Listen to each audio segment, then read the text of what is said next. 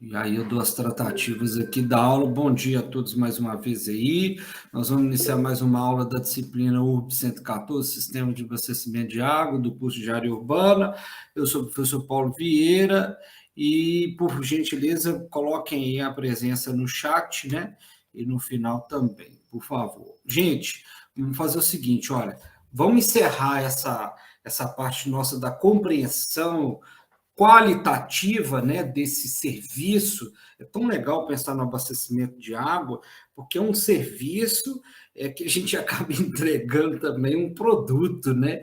É considerado um serviço público, um serviço, né, dentro do ambiente urbano aí, muitas vezes público, né, que a gente entrega um produto, então tem que, né, produzir, preparar esse produto, então existe toda uma etapa para isso. E aí a gente viu nessas últimas aulas aí, né, essa compreensão desse aspecto qualitativo, né, a parte de transporte do fluido, de transporte desse serviço, desse líquido, né, ela tem que garantir, né, como a gente viu ali, essa integridade da qualidade, inclusive, desse serviço, né? Então, a gente tem que manter essa qualidade da água. Então, por isso que o projeto físico tem que ser muito bem elaborado para evitar aí qualquer tipo de contaminação, né, da água, e aí ela não atender aqueles requisitos que nós vimos ali nas orientações sobre potabilidade para o consumo humano, né, de potabilidade da água, né?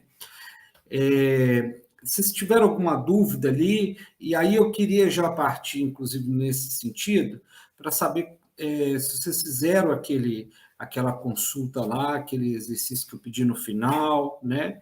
E aí a gente, né, arrematar essa questão da qualidade, né, através ali da verificação desse exercício, né? Mas antes de vocês me responderem essa questão aí, né, das dúvidas e né, das dúvidas talvez mais aplicadas aí naquele exercício ali, né, que eu pedi no final, só para a gente então ficar claro, olha, eu tenho uma qualidade da água bruta, né, da água natural, que eu preciso, né, torná-la sem risco para a saúde humana, né? E aí, para isso, eu preciso fazer, né, o tratamento da água, mas também cuidar, né, de cada etapa do meu sistema de abastecimento de água. Dentro do sistema eu vou ter o tratamento, né, mas eu vou ter outras etapas ali que eu tenho também ter o cuidado para manter essa qualidade da água, principalmente depois da ETA, né, principalmente depois da estação de tratamento de água, né. Então, tem que manter essa qualidade da água aí. Então, tem uma água bruta e eu tenho que torná-la, né, e mantê-la, né, com uma água potável, né, uma água apta ao consumo humano. E aí, ali, nessa compreensão da potabilidade, naquela diretriz ali do Ministério da Saúde, né, ele traz para a gente uma questão muito importante do ponto de vista da gestão do processo, que é a compreensão do controle e vigilância, né?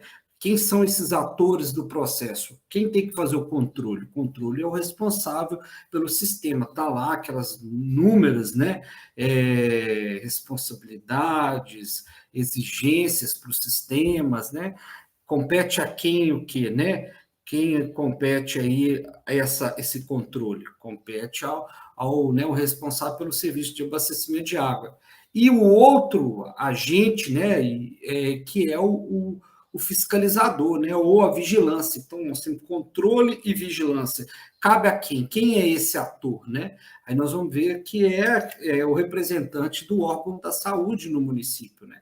O representante ali da Secretaria de Saúde. Então, tem municípios que têm lá uma área, né, que é a vigilância sanitária, outros têm uma área que é a área da vigilância ambiental, né, e dentro da vigilância ambiental pode ter incorporado aquele programa que o Ministério da Saúde tem para tratar sobre isso, que é o Programa Nacional de Vigilância da Qualidade da Água, que é o Vigiágua, né? E o Vigiágua tem ali dentro um banco de dados, aí, ó, já chegamos no nosso exercício, que é o Ciságua. Então, tanto o responsável pelo serviço, quanto o fiscalizador, tem que lançar corriqueiramente dados sobre, né, o monitoramento dessa qualidade da água, né, que tem que ser feito para cada um daqueles elementos que vai identificar essa qualidade. E aí a gente viu que tem elementos ali que a gente chamou de padrão, né, de potabilidade microbiológico. Então, nós vimos ali alguns organismos, né, que tem que ser monitorados, e a presença deles, então, é um mau sinal, né? Principalmente aí aqueles que indicam aí o trato intestinal, né, que indicam aí contaminação que possa ter vindo aí de fezes, né, de animais aí e seres humanos, né? Então, vocês lembram qual parâmetro que é esse que indica uma possível contaminação aí, né, do trato intestinal? Então, pode ser, né, uma água que foi contaminada com algum esgoto, ou o animal foi lá na nascente, fez cocô, ou na rede, né, ou no reservatório. Por isso tem que limpar os reservatórios sempre, fazer a higienização dele, porque vai lá morcego, vai rato, vai gambá, vai tudo quanto é bicho lá, né, se a gente não cuida, né, passa. Pagou a luz, meu filho, até onça passa na cidade, né? Mas vocês lembram qual que é esse parâmetro que nos indica, então, que a gente tem que ficar alerta com ele, principalmente a partir do tratamento da água, né? Que aí a gente fez uma ação lá, inclusive na estação de tratamento da água, para eliminar esses tipos de micro-organismos, né? Essas bactérias principalmente, né? Que a gente fez a desinfecção. Vocês lembram qual o parâmetro? Coliformes termotolerantes ou totais? Isso, a gente usa hoje, né? Essa norma já revisou essa questão do termotolerante, está lá, E. coli, né? Que é um grupo de bactérias dentro daquele grupo maior do coliformes totais. Esse grupo mais específico, que é a E. coli, ele vai indicar, então, que essa bactéria ela vive ali no intestino, né? No trato intestinal ali de humanos, seres humanos e animais, né? Então, opa, né, com isso aí a gente pode saber que possa ter ali também outros micro-organismos que são patógenos. A E. coli em si, ela não é um patógeno forte, não, que desenvolve alguma doença mais grave, não. Ela pode desenvolver diarreias, né, e tudo, né, mas associado a ela, porque, né, veio das fezes, pode ter outros patógenos ali, né, outros micro-organismos. Aí a norma já falou ali de outros micro-organismos complementares, né, que por exemplo, aqueles cistos lá de protozoários, né, Giardia, Cryptosporidium, né, então são outros micro-organismos também que são monitorados. Então, a gente tem esse grupo, né, de parâmetros lá microbiológicos, mas também monitoramos outros parâmetros, né, nessa água que está ali diluído naquela água que está ali, né? E alguém lembra desses outros parâmetros? Além dos microbiológicos? E, gente, tem que participar, hein? Senão nós vamos fazer só aula assíncrona. Fica mais fácil para todo mundo, né? Principalmente para vocês. Pode assistir qualquer hora a aula, né? Hein? Vou ter que chamar aqui na lista. Vamos lá. Vou chamar na lista aqui, tá? Vou começar aqui. Vou chamar todo mundo hoje, tá? Ana Luísa Rodrigues. E aí, Ana Luísa? Qual que é o outro parâmetro, um conjunto de outros parâmetros lá que também a gente tem que, né, ficar atento aí para assegurar a potabilidade da água? Eu não sei, não estou lembrando não, Paulo. A gente tem lá os parâmetros químicos, né? Dentre esses parâmetros químicos, inclusive, a gente tem os agrotóxicos. Então, esses parâmetros aí a gente tem que ficar atento também, né? Além dos químicos, gente, quais são os outros lá que a gente tem que assegurar no padrão de potabilidade da água, que, inclusive, é importante pelo ponto de vista do aspecto estético? Turbidez. Então, a turbidez, ela é um parâmetro utilizado, né, assim, inclusive complementar ao padrão microbiológico. Você saberia me dizer? Foi quem que respondeu? Foi a Júlia? Foi. Então, por que ela está associada à turbidez? É um outro parâmetro que a gente usa muito no controle da qualidade da água. E por que também, olha, então, olha que interessante. Por que ela pode nos indicar ali, tanto do ponto de vista de algum elemento químico presente, né? Assim como também pode nos indicar ali a questão microbiológica. Ele é utilizado também para nos dar alguma informação do ponto de vista microbiológico. Posso responder? Não, a Júlia primeiro. Depois você pode complementar. Não, Isabela pode responder, Isabela. Não, você começou a falar da tua Pode beleza. sim, Vou só Isabela. chutar. Não, pode, gente, tem que, né? Mas por que você acha que a turbidez é importante? Você falou turbidez, né? Hein? Lembrou Eu do falei nome? na questão dos parâmetros microbiológicos que você tinha falado na aula mesmo, só por isso. Isso, mas por que ele pode... Mas a turbidez é um bichinho? É um micro-organismo? Igual a bactéria que a gente falou? Não, tem relacionado ao aspecto físico, a cor da água, né? Então a gente... Não diretamente com a cor, com o que está suspenso na água, tá bom? com os sedimentos, algumas coisas suspensas. Então, por isso que a gente Isso. faz essa relação. Quanto mais sem cor, a gente já relaciona com uma água mais limpa, né? Então, a água, cada vez mais limpa, ela não vai ter cor nem turbidez, né? Turbidez é aquilo que está suspenso na água ali, sabe? Passou, por exemplo, num coador de café e aí reteve tudo, né? Aquela água suja que a gente passou no coador, ficou tudo ali no filtro, sabe? No coador. E aí o que passou, por exemplo, o pó de café, sabe? Essa experiência do pó de café, para mim, ela deixa mais claro assim para a pessoa dessas duas identificações na água, né? Tanto da turbidez quanto da cor. Quando a gente mistura o café ali na água, fica, né, um material suspenso ali, não fica? Aí a gente vai coar.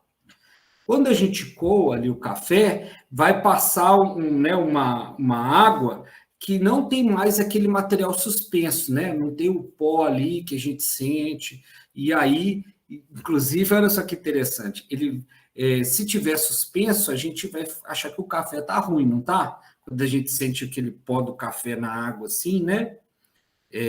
Isso tem um outro padrão também de potabilidade da água que remete a isso. Depois, se alguém lembrar, né, pode falar. Mas ainda para a gente manter essa compreensão, né, dessa análise da turbidez e da cor, então a gente removeu aquilo que estava suspenso, que é a turbidez, pelo coador. E depois passou pelo coador aquilo que foi dissolvido, está bem dissolvido na água, e que, inclusive, vai gerar aquela cor, né, do café na água. Né? Então, cor e turbidez, tá? Cor é o que está dissolvido e turbidez é o que está suspenso.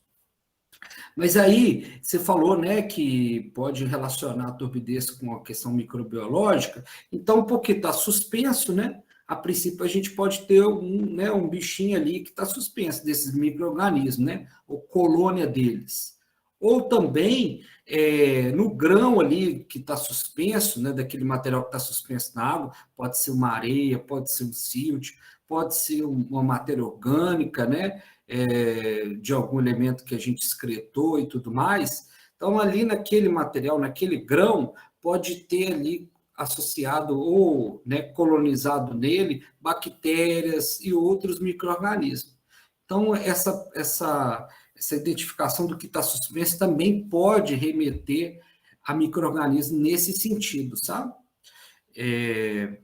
Tá. E aí a Isabela quer complementar, Isabela? Eu ia até comentar da cor mesmo, o Paulo. E odor, né? Não pode ter nenhum, né? A água tem que ser limpa, né? Em si, tem inodora e... Como é que é o outro? translúcida, né? Que a gente fala É, isso. Mas aí, translúcida, agora você sabe que esses princípios aí que a gente fala, né, da água, ele tem que cumprir os padrões de potabilidade. Os padrões não fala bem assim, né? Ele fala lá, essa questão da translúcida, e ela não, né, não pode ter cor, a luz tem que passar por ela, né, sem ser absorvida por nada ali, é o parâmetro da cor, inclusive, né? Então, você viu lá que existe um valor muito baixo para esse parâmetro cor, né? Esse translúcido aí. Então, a gente mede, né, isso na água através de cor. E aí remeteu a um outro conjunto de parâmetros, que é o que vai dar esse aspecto estético, né, para a água, né? Então, a gente tem que ficar atento para isso, porque a gente está ofertando um serviço, e se a qualidade do serviço não é boa, o que o consumidor faz? O que o consumidor faz quando a qualidade do serviço não é boa? reclama. Rejeita, reclama, né? Não vai usar aquilo, né? Então, a gente não quer isso. Nós estamos produzindo água para as pessoas utilizarem, até mesmo para poder viabilizar o próprio serviço, né? Se ninguém utilizar, não paga as contas e depois não tem o salário dos operadores, de todo mundo que vai trabalhar no serviço, né? Então, tem um outro conjunto de parâmetros lá, além do microbiológico, além dos parâmetros químicos, o padrão, né, de os organolépticos da água, que é aqueles que falam da aceitação da água, né? Então, vai desde essa questão do cheiro. Alguém lembra de algum produto que pode ser inserido na água, algum processo que pode ser inserido na água que dá um odor ou mau odor? Nesses casos, a gente não usa o termo cheiro, né? Porque cheiro seria nos dois sentidos, bom e mal, né? A gente não pode ter o cheiro, não tem cheiro, né? Então a gente fala maus odores, tá? Usando esse termo aí, né? Tá o mau odor aí. E aí, alguém lembra de alguma coisa que pode gerar mau odor na água e aí causar essa rejeição na população? E aí, gente? O que pode gerar mau odor na água potável aí? Não é de esgoto, não, hein? Cloro em excesso, Paulo? O cloro, né? O cloro, tanto em excesso, ou se tem alguma matéria orgânica ali, tem alguma sujeira, ele também, olha só que interessante, quando a gente vai limpar uma caixa d'água, um reservatório que está muito tempo ali sem limpar, então foi acumulando aquele lodo, e aí a gente usa um cloro mais concentrado, até mesmo a própria água sanitária, que né, tem uma concentração mais baixa de cloro, a gente não sente ele. Quando a gente sente o cloro, um outro lugar também interessante, quando a gente sente o cloro, que é em função dessa presença da matéria orgânica, então ele está agindo. É quando a gente limpa uma piscina com cloro. Vocês já viram? Uma piscina, quando começa a dar um mau cheiro muito forte de cloro, significa que o cloro está agindo muito ali dentro. Ou ele está entrando num estado ali de volatilização, que pode ser em função da temperatura, né, ou do pH, mas isso é muito mais difícil. Então, quando a gente sente um cheiro mais forte de cloro assim na piscina, é sinal que a matéria orgânica, ali tem bastante matéria orgânica, a gente jogou o cloro, ele está sendo consumido, né, e parte dele está sendo volatilizado. Então, a gente está sentindo esse cheiro dele, né? Então, fique alerta, né? A piscina, inclusive, não pode ter um cheiro muito forte de cloro. A gente tem que manter um pouquinho de cloro na água também, né? E aí, por que a gente tem que manter um pouquinho de cloro no sistema de abastecimento de água? Isso estava lá orientado, inclusive, pelo padrão de potabilidade da água. Porque, gente, então o cloro, né, vai ser um elemento que a gente vai monitorar, vai ter que ser, nós vamos. Por que a gente usa o cloro, né? Primeiro, né? O padrão de potabilidade exigiu, né? Exige que a gente usa cloro, né? Inclusive, mesmo se a gente falar assim, não, eu vou fazer uma desinfecção aqui com luz ultravioleta, eu vou fazer uma desinfecção aqui com ozônio, né, que estão duas outras formas de fazer essa desinfecção, que seria, né, eliminar os micro-organismos, tanto o ozônio quanto a luz ultravioleta. O ozônio é mais agressivo, né? Ele vai destruir a célula mesmo. Mas a luz ultravioleta, ela vai lá no DNA do bichinho e aí inativa ele através né, dessa quebra que tem lá na mitocôndria, né, lá no DNA do bicho, e aí não deixa o micro-organismo se proliferar mais, sabe? Mas não quer dizer que matou ele, não. Ela vai lá e inativa ele através, né, da inativação do DNA dele. Então, não deixa ele mais se proliferar, né? Então, mesmo a gente usando essas outras técnicas de desinfecção, que é o ozônio e o cloro, o ozônio e a luz ultravioleta, a gente ainda tem que usar cloro na rede. Então, vocês que vão estar, né, ou gerindo, ou fiscalizando, né, vão ter que ficar atento para esse parâmetro aí de cloro na rede. Então, a gente precisa do cloro lá na ETA para fazer a desinfecção, né, para poder eliminar micro-organismos. A gente usa muito cloro porque ele é o mais aplicado, mais difundido, muitas vezes é mais viável economicamente, né? A questão operacional também é muito justificada, então, comparado à luz ultravioleta e comparado também ao ozônio, né? O grau de equipamento que a gente precisa para desinfectar a água com cloro é muito menor, né, ou muito menos exigente, né, a tecnologia, do que a tecnologia da UV e do ozônio. Então, é mais fácil a gente difundir isso para qualquer canto do país, né? Inclusive, se queima uma lâmpada lá da ultravioleta, só lá em São Paulo e no Rio de Janeiro, e a gente está lá no interior do Tocantins, ou, né, um lugar mais afastado de Minas Gerais. A gente aqui mais próximo dos grandes centros já sente dificuldade da logística, imagina quem está mais distante, né? Então, o cloro ele é muito difundido também por essa questão tecnológica, né? A questão econômica também, e ele é o único que vai garantir para nós uma exigência de manter o cloro na rede depois, né? Por que a gente tem que manter uma quantidade de cloro na água na nossa rede de distribuição? Não é ali que ele vai fazer o papel de fazer a desinfecção daquela água bruta, né? Mas a gente tem que manter ele ali por quê?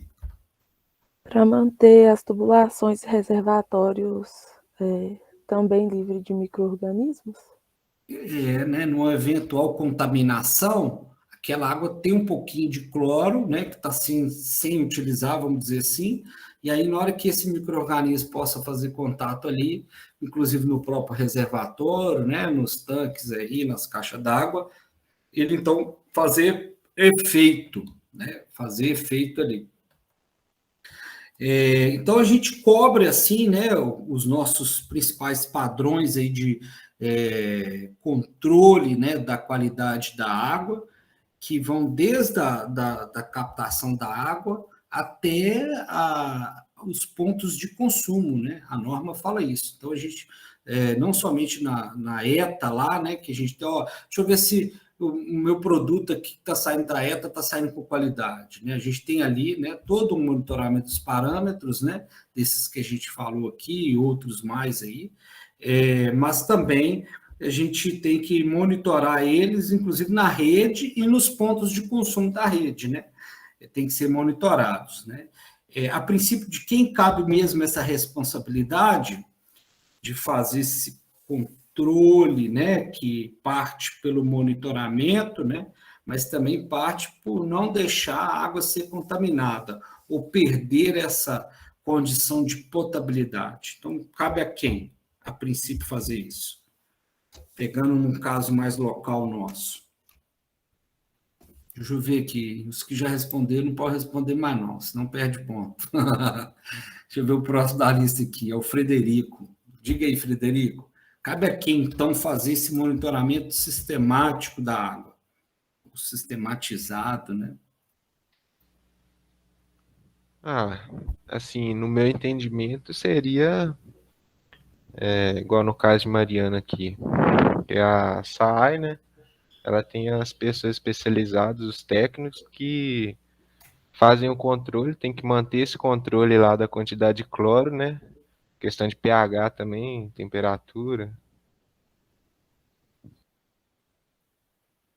Isso, todos esses parâmetros aí, né? Então, sai bem lembrado. Aí, ô Frederico, só para a gente falar uma outra questão importante, que também, né, vale a pena a gente lembrar aí enquanto gestão, né? É, tem um outro ator nisso tudo aí, né? Tem quem produz, que é o responsável pelo sistema, tem quem deve vigiar e fiscalizar, né? Que é o agente de saúde, e também tem um outro ator. Quem que é esse outro ator do processo aí? Quem vai consumir a água, no caso. Isso, muito bem lembrado.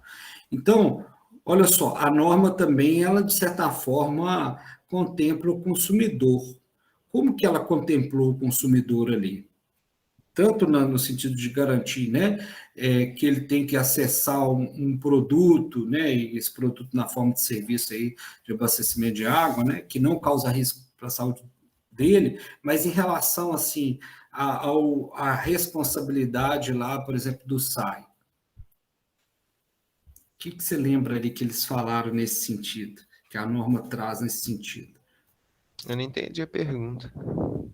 Olha só, uma outra responsabilidade do SAI, né? Uma outra exigência que é imposta para ele, no sentido desse controle que você falou. Além de ter que manter ali no sistema, né, a água com a qualidade, o que ele tem que fazer para poder relacionar com esse outro ator aí?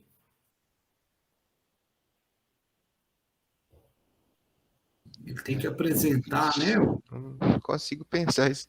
os laudos, né? O controle da vigilância passa também na transparência do processo. Então, em termos assim de gestão, é importante a gente entender que essas coisas, pelo princípio de transparência, têm que ser também apresentadas à população, né? E ela trouxe essa exigência de que o controle tem que ser, então, apresentado na forma aí de relatórios mensais, anuais, para a população. E aí já conecta direto o nosso exercício lá, né? Então, assim, aí, Mariana, como que é feito isso?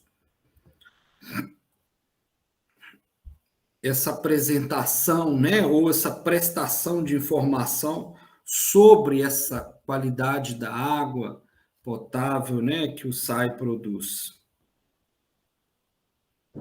Paulo, isso aí eu nunca me No fiquei por site? dentro disso não, viu? Uhum. Mas eu imagino que, assim, né? A gente não sabe até que ponto que as coisas trabalham legalmente, né? Mas eu acredito que deve ter, sim, uma transparência lá no site deles, né? Um controle para a população. A gente, assim, a princípio nem levanta, né, como que eles estão, né, trabalhando, né, assim, na questão ética, na questão, né, mais elementar da coisa, se está apresentando informação verdadeira ou não. Eu estou querendo dizer o seguinte, que é uma responsabilidade, né, do responsável pelo sistema, cabe a ele apresentar, né, de forma rotineira, e de forma acessível esse controle da qualidade da água. Então, não é uma exigência nossa, além do que já está na norma, não. Já está na norma e ela já define que ele tem que apresentar isso, né? Em meios de comunicação acessível e tudo mais. Então, no final daquela aula lá, eu trouxe para vocês alguns exemplos de como que essa informação ela é apresentada aí para os seus usuários, né? Então, está lá nessa normativa do Ministério da Saúde, né, que define padrão de potabilidade, essa necessidade da empresa, né, do responsável sempre apresentar. Inclusive, pode também o próprio agente de saúde local quando, né, ele ser perguntado, quando ele ser questionado, ele também tem que prestar essa informação. Mas, a priori, é o responsável pela prestação de serviço que tem que apresentar à população, e não é só quando a gente pede, não. Isso tem que estar disponível a qualquer tempo, né? Então, hoje a gente usa a internet para poder, né, fazer esse tipo de serviços, né? Qualquer serviço que você precisar da concessionária, você vai entrar na internet. Então, espera-se que ali, né, seja o local, né, onde tem as informações que sejam apresentadas ali quanto à qualidade da água. Então, Mariana, você chegou a levantar lá no site de Mariana, eu trouxe ali alguns exemplos ali, né, da Copasa, de Itabirito, de Ouro Preto. Eu não consegui no portal da empresa responsável, não sei se tem um outro caminho, mas o consumidor, vamos lembrar, ele tem que estar informado de onde pode ter essa orientação, né? Então, assim, mas em Mariana, você chegou a ver isso? Que aí entra justamente no exercício, né, gente?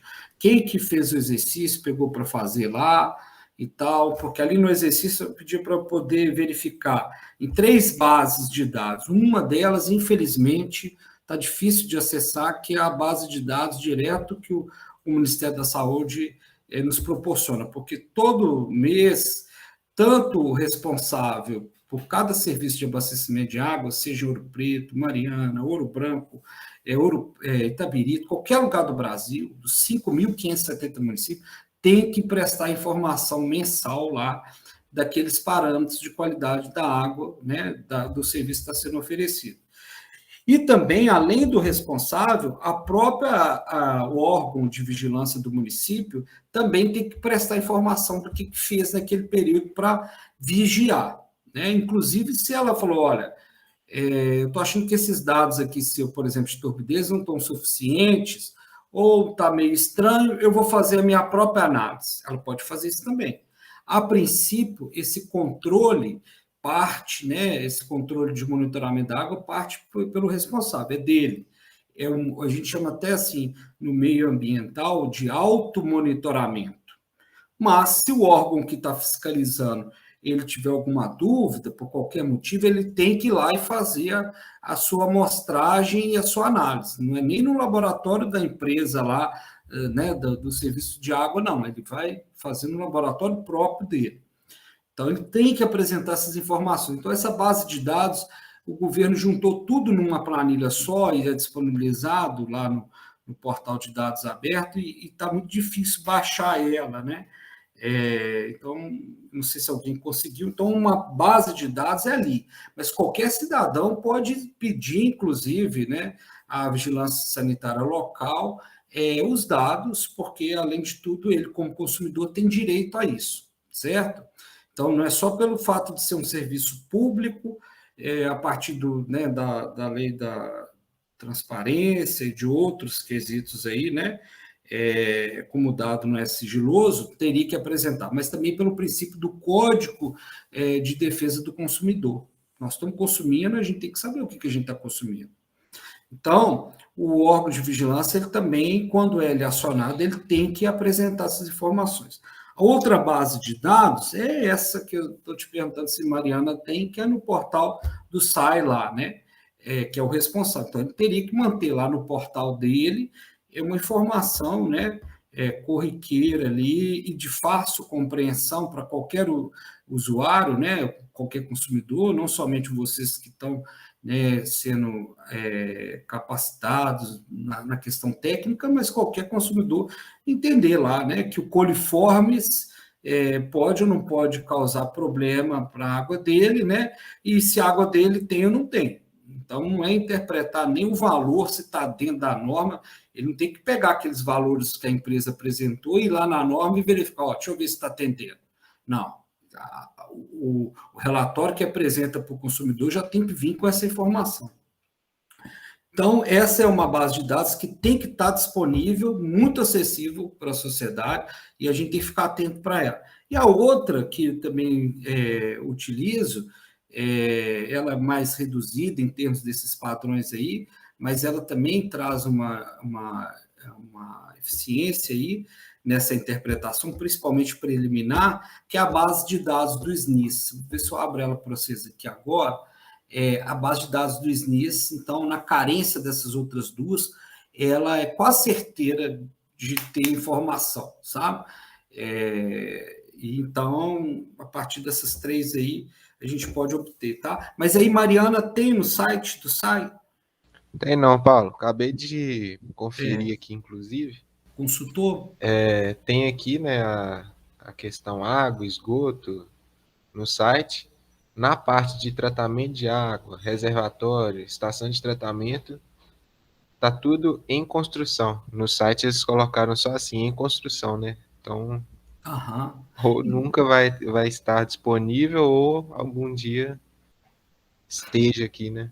Então, se você puder, tem um chat aí? Eles têm um chat? Eu vou mandar o link aí. Não, eu estou dizendo você mandar para eles um chat, no chat lá, ou no e-mail deles, perguntando onde eu posso acessar os relatórios de monitoramento da qualidade da água potável. Eu acho que eu já entrei no site do site de Mariana, sabe? Eu acho que eu já verifiquei isso lá. Mas, assim, seria interessante, né? Tanto do ponto de vista do consumidor que você é, né, de Mariana, também do ponto de vista técnico, né? Você agora já começa a ter já um interesse técnico nessa informação também. Então, eu sugiro todo mundo aí que não tem esse dado acessível na plataforma oficial do prestador de serviço, consulte eles. E aí, se não responder, qual que é o outro órgão que a gente tem que consultar? Não é fazer mimimi, nada não, no direito nosso de consumidor, né? Qual que é o outro órgão que a gente pode consultar também? O órgão municipal responsável, a Secretaria de Saúde. A Secretaria de Saúde não é o órgão vigilante? Ele também tem que estar lá numa das responsabilidades e competência. Ele também é responsável por apresentar esses dados ao consumidor e à população. Por exemplo, exigindo que o SAI apresente, né, ou então ele apresentar quando o SAI não apresenta. Ele tem que dar cabo disso, porque ele recebe essas informações mensalmente. Tá? Então, se você achar interessante, depois dessa me fala. Eu vou dar uma olhada e vou ver isso. Isso, pergunta. Tá? Em relação a essa questão de disponibilizar, funciona parecido com que, assim, quando você vai, por exemplo, prestar um serviço, né, para a população num supermercado, por exemplo, vai vender algo. É lei você apresentar o preço dos produtos lá que estão nas prateleiras, por exemplo. No caso do SAI aqui de Mariana, seria também lei ele apresentar essa relação, né? Isso. Da questão da água. Isso, da qualidade. Mas tem também uma necessidade dele apresentar essa questão que você falou do valor. A tarifa também tem que estar informada na plataforma. Aí, o que muitos vão falar? Ah, não, a gente informa sim, senhor. A questão é que a gente não consegue atualizar no site, porque a gente não está tendo mão de obra, barará, pererê, mas se você vier aqui no escritório, a gente fornece. Então, muitos falam dessa forma também, sabe? Mas olha só, hoje em dia tudo está informatizado, né? E alguns antigamente mandava, não sei se alguém chegou a lembrar aí, já viu isso, chegava na conta de água, no verso dela ali, vinha um relatório da qualidade da água. Alguém já viu? O lembra e tal, né? Aqui em Ouro Preto é assim, Paulo. Vem, que bom. Então, vem dessa forma, Ouro Preto. Vem algumas análises, né? Aham. Manda tudo bem anexo todo mês. O da Saneura, então, tá vindo assim agora. Antes também já vinha, quando era do SEMAI, né? Do SEMAI. E por que não tem no site, você sabe? Não sei te falar. Estranho, né? Uma coisa porque no site poderia ser um banco de dados, sabe? De ajudar a fazer um banco de dados. Depois, se você puder consultar eles, né? Eu consigo acessar os dados pelo site? Não, e tal. E aí depois, se você tiver uma conta aí para poder mandar para nós aqui, me manda que eu vou pôr lá no material da aula, tá? Porque pelo site não tem a informação, né? Tá, eu mando para tirar uma foto e te mando por e-mail. Isso. Então, gente, tem um relatório mensal, né? Que alguns parâmetros ali corriqueiros que tem que verificar. Porque nos interessa, não é os parâmetros que ela está monitorando lá da água bruta e da água tratada. Interessa o que ela está entregando para nós enquanto consumidores. Então, por isso que os parâmetros são mais resumidos, inclusive, né? São parâmetros corriqueiros que ela tem que fazer ali com uma frequência maior lá no ponto de consumo nosso. Então, é isso que a gente tem que ficar... Ô, Paulo, Diga. a conta de água aqui de Itabirito também vem os parâmetros, eles analisam cor, turbidez, fluoreto, cloro residual, pH e coliforme termotolerantes. E aí atrás vem até uma explicação de o que é cada parâmetro e tem até os números de amostras também na total de análises realizadas. E dessas análises, quantas estão dentro do padrão? Tem na conta. Isso aí é importante, né? A gente vê o que está atendendo e não está atendendo. Foi nesse sentido que eu pedi para vocês verificarem as inconformidades, né? Qual parâmetro que apresentou alguma inconformidade? E como que a gente, a princípio, poderia entender esse motivo da inconformidade? Então, por exemplo, teve alguma inconformidade de coliformes, onde vocês monitoraram? Onde vocês pegaram dados? Por exemplo, esse de Itabirito. Então, é um relatório mensal, né? E tem um anual. Então, cada conta de água, ela vai te mandar um relatório mensal. Que ótimo que está sendo assim, né? Cada consumidor. Então, por exemplo, o coliforme, se tiver alguma inconformidade de alguma amostra, por que será que ocorreu? Vamos lembrar, esse monitoramento vai ser na rede, né? Então, pode ter ocorrido alguma interferência na rede ali, por exemplo, se a rede teve um rompimento, teve uma substituição de rede. Então, isso aí pode ter, né, uma situação onde que possa ter tido contato, né, de algum elemento, né, com esse tipo de coliforme. Né? Então, alguma água suja, algum animal defecou próximo e tudo mais, né? Mas aí a gente vai ver que as empresas geralmente fazem muito mais análise do que precisam, né? Então, você vai ver lá que o padrão, o índice de atendimento ao padrão é maior do que aquele que era o desejado, porque ele faz mais amostras, né? Aí, e se tiver alguma inconformidade, por exemplo, com turbidez, por que será que pode ter ocorrido? Em sistemas assim mais bem, né, controlados é difícil, mas sistemas menores, principalmente em áreas rurais, né, que tem menos controle e barreiras, a gente tem mais interferência. E no caso da turbidez, isso inclusive aparece mais, né? Pode ser até mesmo em função da capacidade da própria ETA. Então, por exemplo, num período que o rio está com muita turbidez, está com muitos sólidos, a ETA às vezes não consegue remover aquela quantidade de sólidos que está ali no rio. E aí aquela qualidade da água, então, pode vir com uma turbidez maior, e isso ser identificado na rede.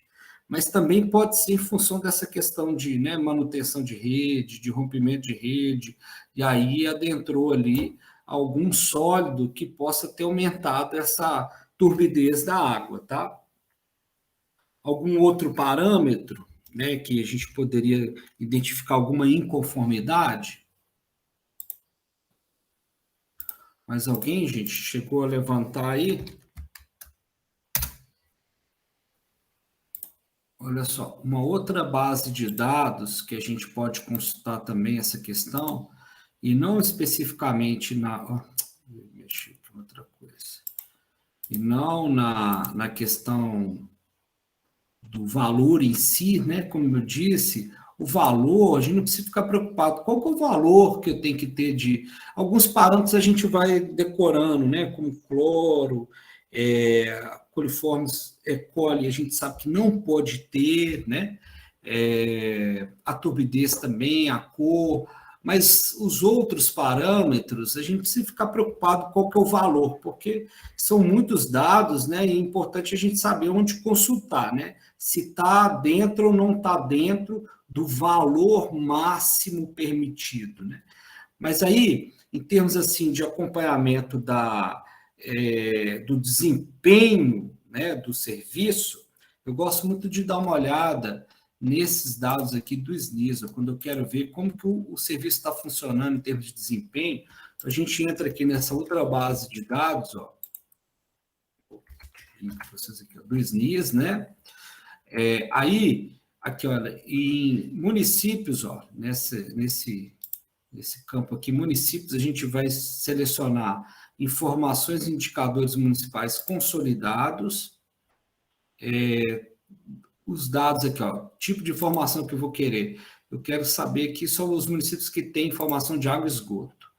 O meu interesse aqui sobre água e esgoto, pega aqui os últimos 3 anos, 5 anos, depende da pesquisa, né?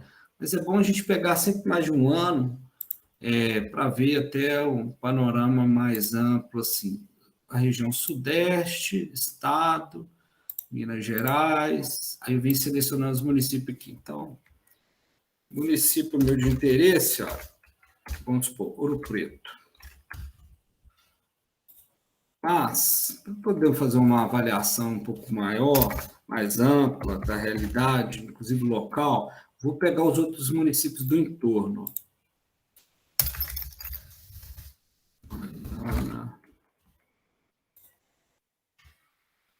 Itabirito.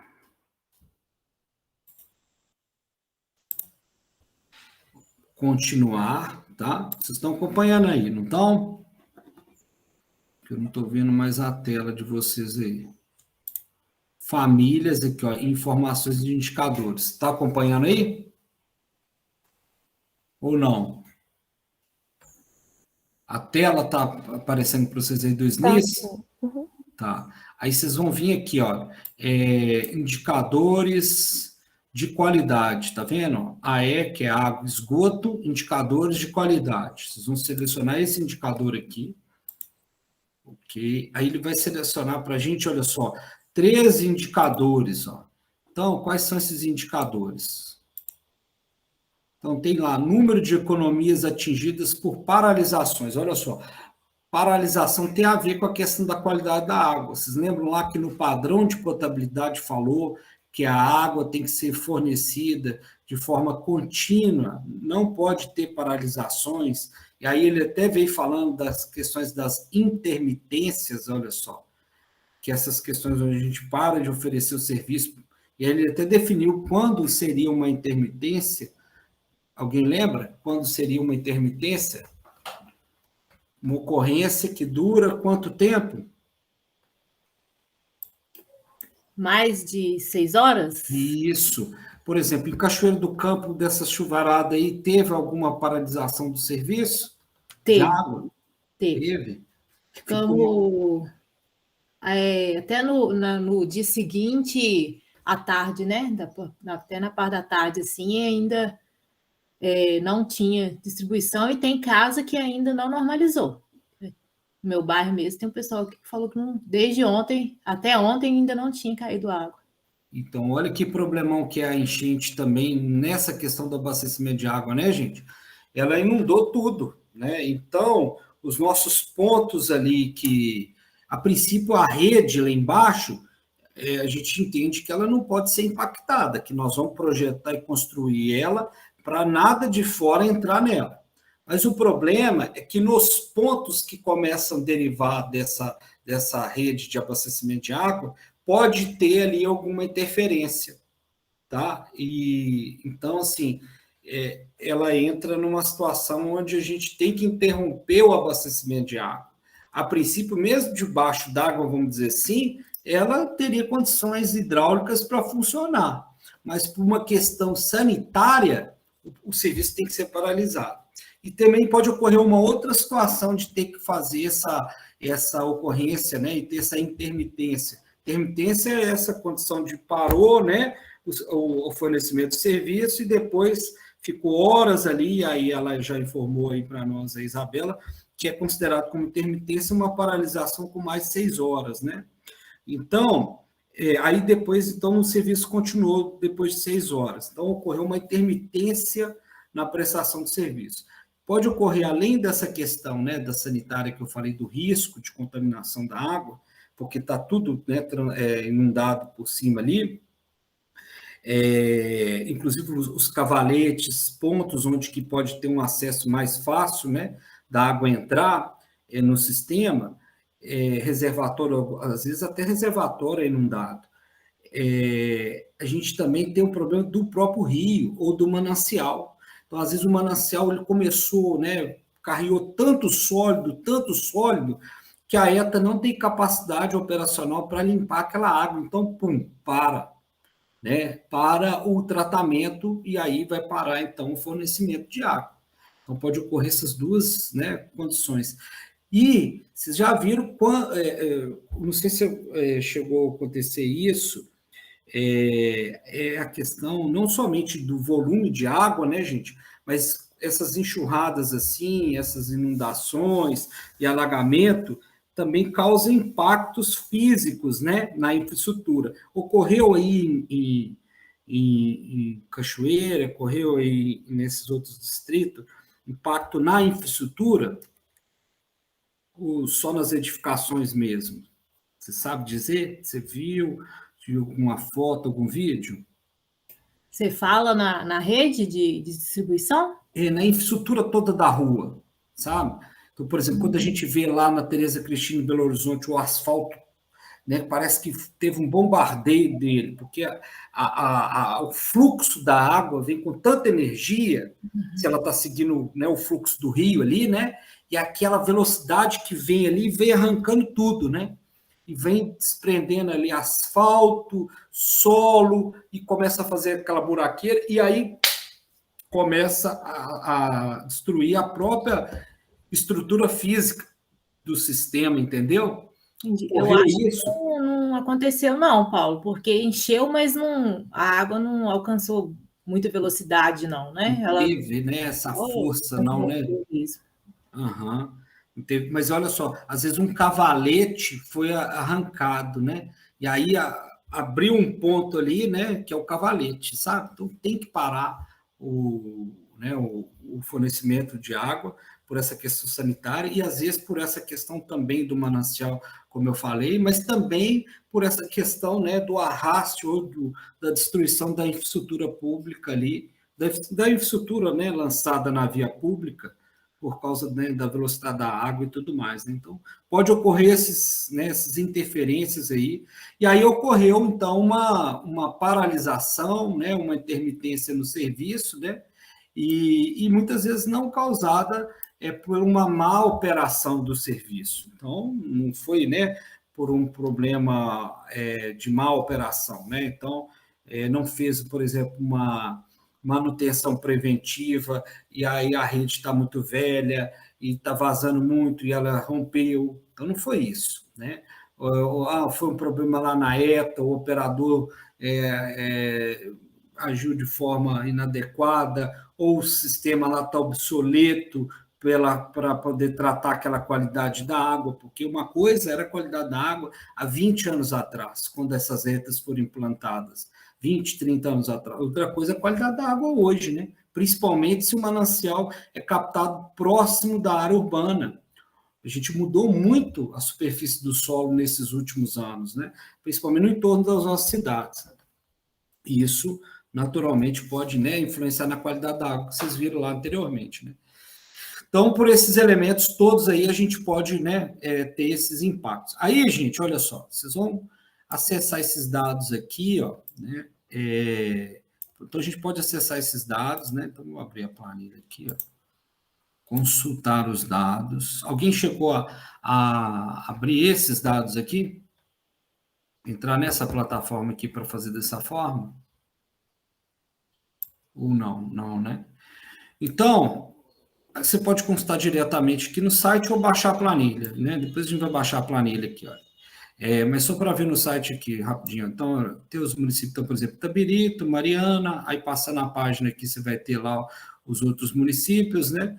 O período que eu selecionei, 19, 18 e 17, e aí vem com os indicadores. Só para a gente dar uma olhada aqui nos indicadores, aqui, olha. Economias paralisadas, olha, que teve ali, ó, número de economias, né, com paralisações, né? Então, lá no ano de, por exemplo, no ano de 2019, Itabirito informou que, né, ele teve 1.562, né, economias com paralisações. Horas por paralisação, duração média, que está vendo? Das paralisações. Então, teve uma duração média lá de 9 horas. O outro indicador aqui, olha, economias atingidas por intermitências, né? Então, ele considerou que as mesmas, né, paralisações e intermitências, então, ele definiu aqui a paralisação com um período maior, né, de 6 horas, definido, então, como uma intermitência. Duração média dessas intermitências, incidência, aqui, olha, aí vem aquela questão dos parâmetros, olha só, de qualidade, olha. Mas esses outros que a gente falou de paralisação, a própria norma fala, né? E o serviço de abastecimento de água, ele tem que ser contínuo, tá, gente? Lembre-se disso. Não é só ter a qualidade da água, mas ter a regularidade da água, no sentido dela estar contínua, né, disponível para o usuário, tá? Então, olha aqui, olha, em relação ao aspecto qualitativo, ele não traz para a gente o dado da qualidade, o valor, né, que foi medido, mas traz para a gente, olha, esse indicador que é a incidência das análises de cloro fora do padrão. Então, nesses dados que vocês viram aí de Itabirito, Ouro Preto, né, Mariana, às vezes também deve ser mandado também pelo a conta lá, né, acho que, não sei se a TBO, não tem tarifa, né, lá em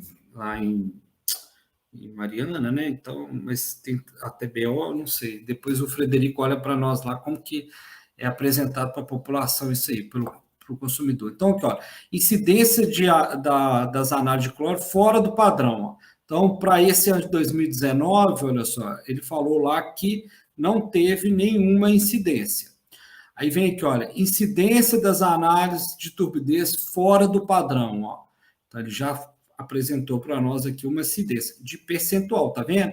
Esses dados são percentual em relação a todas as amostras que ele fez, ó, né? Então, em relação às análises de turbidez, olha só, ele falou que 1% das análises de turbidez está fora do padrão. Aí, isso dá para a gente verificar lá no padrão de potabilidade. Ele fala para a gente quantas amostras pode estar fora do padrão. Então, através desses dados aqui, a gente pode checar se ele atendeu ou não o padrão de potabilidade. Então, esse padrão de potabilidade, ele fala não somente no valor, mas também nessa regularidade desse valor ao longo do tempo. E para alguns parâmetros, ele permite que haja, né, extrapolar aquele valor máximo permitido, que é o caso da turbidez, né? Então, aí que vem a questão urbanística também, que fala lá, que é o porte da população. Então, para determinados portes de população, até 50 mil, 50 a 100 mil, vai te definindo um número de análise que você tem que fazer, né? E ali vai te falando qual que é o percentual que você tem que atingir.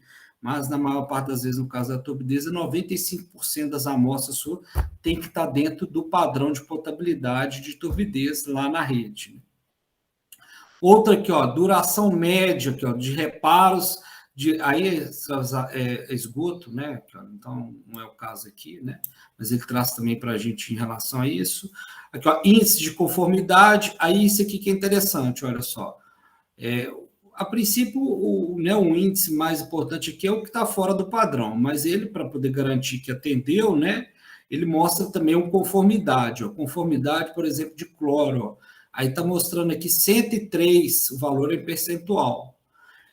103% em relação ao padrão, né? Aí fica na dúvida, né? Mas por que 103? Não bastaria ele falar que está 100% dentro do padrão? É porque ele fez a análise a mais. Então, quando identifica-se uma amostra, né, que está com um padrão, com valor acima do padrão, ele tem que fazer outras análises lá, né, para poder verificar isso. Então, no final das contas, ele vai estar sempre fazendo a mais do que a norma pede, porque é provável, né, e muitas vezes é muito comum, vamos dizer assim, que ele vai identificar uma amostra que está acima do valor máximo permitido, e aí ele vai ter que fazer mais, né? Aí tem os outros índices aqui de conformidade também, de turbidez, né? De esgoto não, né? Deixa eu ver esse outro aqui, duração média do serviço também é interessante, né? Verificar esse impacto aí na... coliformes, ó, esse aqui também é importante, aí já está falando coliformes totais. Ele é o único permitido a gente ter na rede, né, acima, ter uma identificação dele, né? Então,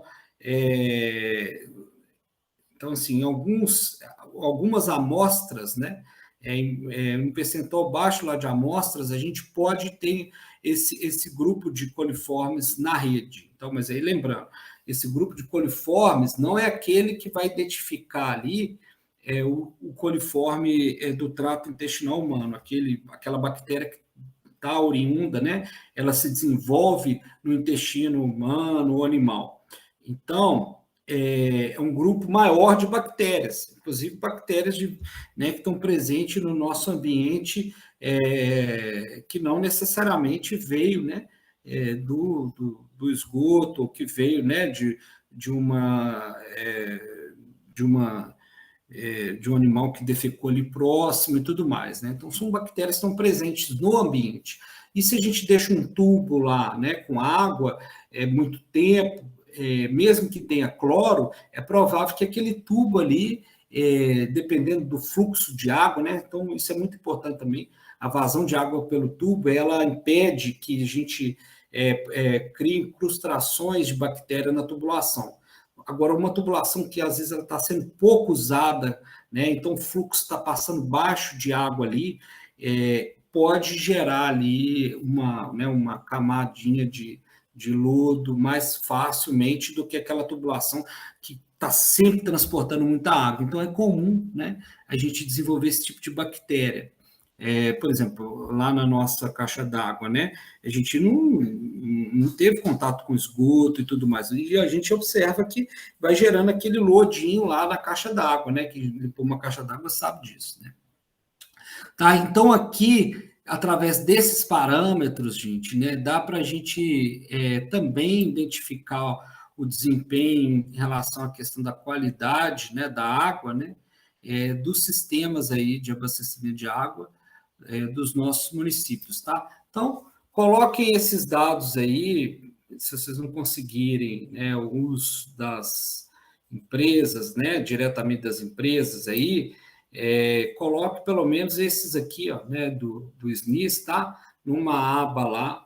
Então, nessa análise de vocês ampla sobre o abastecimento de água, né, você também pode ter uma informação sobre a situação da potabilidade lá naquele município onde você vai estar desenvolvendo o seu trabalho. Então, abre mais um pouco as informações.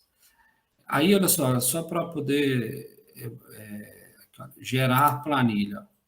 Vocês clicam aqui, gera a planilha, né? E tem mais uma outra orientação também. Deixa eu só abrir a planilha rapidinho aqui, quer ver? Deixa eu pôr essa planilha aqui. Tem uma outra orientação nesse site que é o seguinte, olha. O que significa de fato esse indicador? Como que ele foi calculado, né? Então, por exemplo, a gente está trabalhando sobre a questão água, né? Então, aqui, olha, tem o ícone água aqui no site, né? Então, aqui embaixo, olha só, tem aqui, ó, glossário de informações e indicadores. Vocês estão vendo aí? Tá vendo aí? Tá, né? Sim. Aqui, ó. Aí vai clicar, vai cair nessa outra página aqui, ó. Cliquei lá, vai cair nessa outra página. Aí tem o glossário, ó. Vai direto nos indicadores aqui, ó. Tem de informação e indicador. Então, vocês vão direto nos indicadores, vai abrir o arquivo, e aí vocês consultam, né, como que foi desenvolvido, ó, deixa eu abrir o arquivo aqui, ó, só pegar um exemplo. Como que foi desenvolvido aquele indicador, quer ver, só um minuto, vou pegar um indicador aqui, ó, para a gente consultar, que é o IN 080, ó, Índice de Conformidade de Amostra de Turbidez. Então, como que a gente consulta isso lá? Deixa eu abrir outra aba aqui.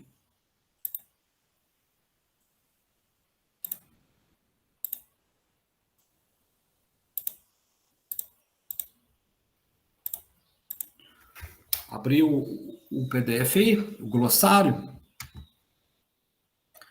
Então, ele tem aqui né, os cálculos, né, o glossário de cálculos, né, a fórmula e as informações, né, de cada uma equação dessa aí. Então, vocês consultem aqui, ó. Então, eu vou consultar lá, é o IN 080, né?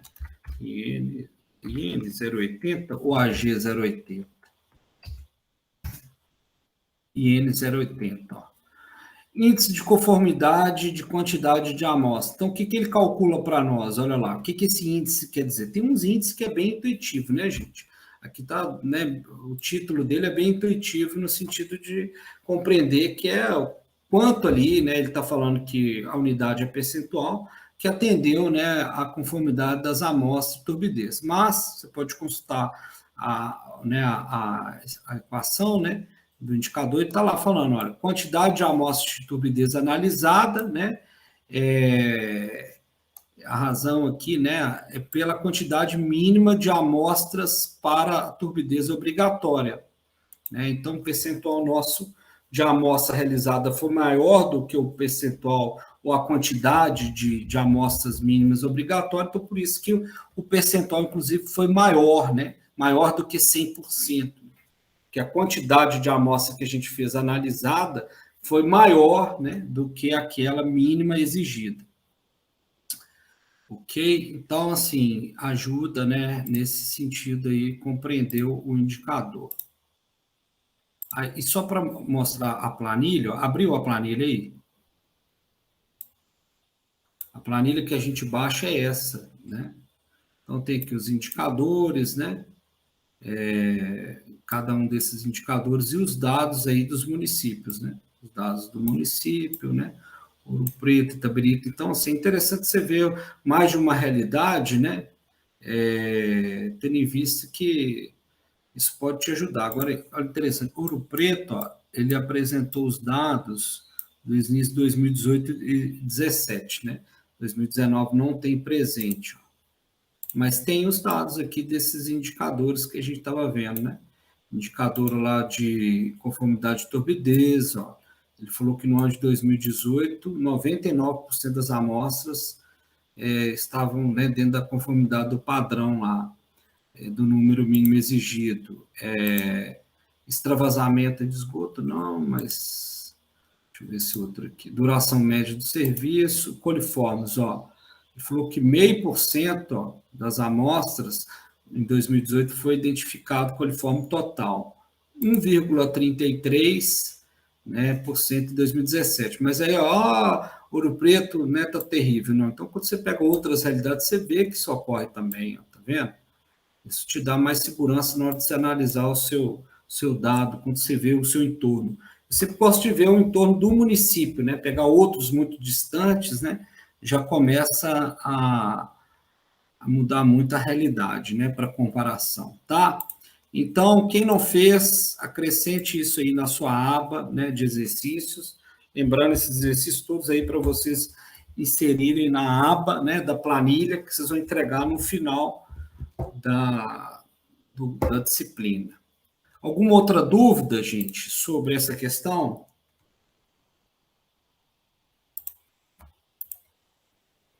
Alguém levantou também outros parâmetros, outras formas aí que queira acrescentar aqui?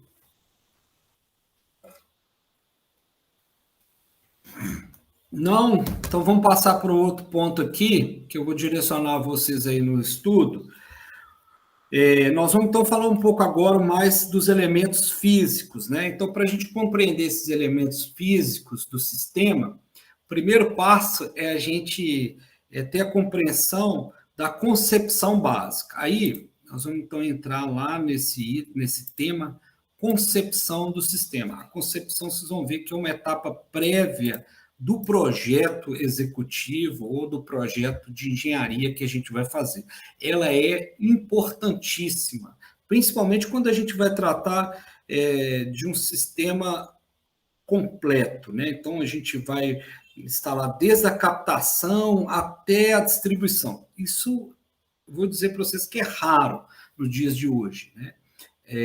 A gente trabalha muito por projetos em cada uma dessas etapas do sistema. Nós vamos ver cada uma dessas etapas em termos de dimensionamento, mas vai ser muito comum na vida de vocês o projeto da rede, do sistema de distribuição. Então, vamos focar um pouco mais nisso, mas esse projeto que vocês vão fazer, é importante vocês irem, né, fazendo uma menção de cada uma das etapas do sistema, mesmo que o local onde a gente venha desenvolver o sistema nosso, o projeto nosso, já tenha, por exemplo, as etapas de captação, tratamento de água e tudo mais. Então, que isso é o mais comum, né? A gente cria um bairro novo, vai desenvolver um novo bairro no município, né? O loteamento, né, vai se tornar um bairro ou vai se tornar um condomínio fechado, se for o caso, né? Um condomínio horizontal aí e tal. Então, às vezes, o sistema vai, né, ter essa capacidade de fornecer água para ele, né? Se não tiver, ele vai falar, olha, ou você vai ter que ter um sistema próprio, né, ou isolado, ou nós vamos ter que ampliar o nosso sistema aqui. Mas isso em cada etapa a gente vai falando, tá? Mas, a princípio, o que a gente é importante compreender é essa questão da concepção, esses elementos gerais, né, do sistema enquanto ao que eu preciso, né, implementar fisicamente. Então, eu vou disponibilizar para vocês aqui um material, então, deixa eu ver, não é isso aqui não. Um material dessa questão da concepção. E para poder estudar, para leitura, é o capítulo 2 lá, dos 2 livros, né, que a gente está usando como livro aí básicos, né? O livro lá do professor Léo Heller, do professor Walter, lá, aquele da UFMG, e o livro do professor da USP, né? O Sutil. Então, esse é o capítulo 2 deles lá, concepção, tá? Então, eu peço para vocês fazerem uma leitura lá também. Aí, hoje aqui ainda, né, eu quero passar para vocês os pontos aí, mais importante, um destaque sobre essa questão da concepção básica, né, que é o primeiro passo, então, para a gente pensar em projetos, tá? Então, algumas informações aqui, esses elementos introdutórios que eu vou abordar com vocês aqui agora e deixar alguns encaminhados para vocês estudarem aí para a próxima aula. Então, o que seria essa concepção básica, né? São estudos de arranjos sobre os pontos de vista qualitativo e quantitativo, então, qualidade e quantidade, né? Nós falamos bastante sobre essa questão de qualidade, agora nós vamos começar a falar praticamente sobre quantidade, né? Das diferentes partes de um sistema. Então, nós estamos falando de um sistema que vai da captação até a distribuição, né?